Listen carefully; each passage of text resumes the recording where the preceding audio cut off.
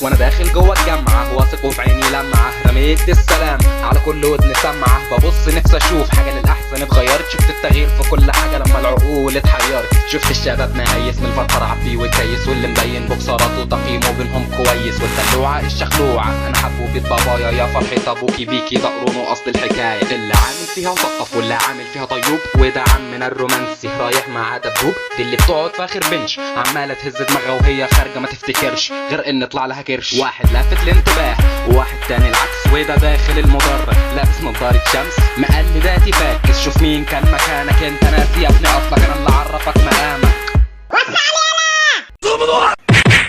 واللي في كل جمله بيقول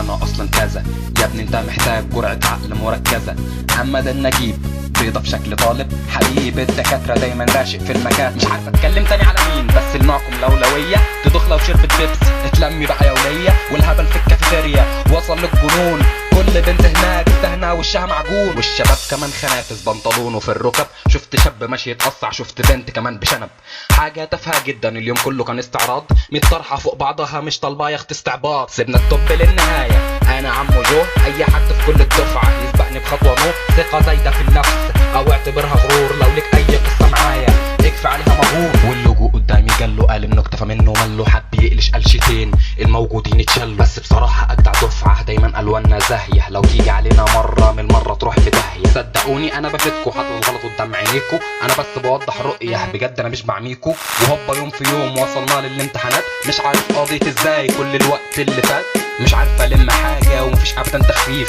يا دكتور خف علينا ارجوك خليك لطيف، واحب امسي على الدكاترة والله زي اخواتنا، دايما مظبطينا في تقديراتكم انا بتهنى، طالع عين ابونا كله شغل تعجيز، ولا نروح نجيب ملخصات من مركز اوفر استر يا رب، انا اسف فلتت مني شكلي دوست في الكلام، المنهج زي الفل والكتب كلها تمام، كل حاجة بسيطة والترم كله سهل، بس قول لي اعمل ايه صدقني انا اصلا فاشل.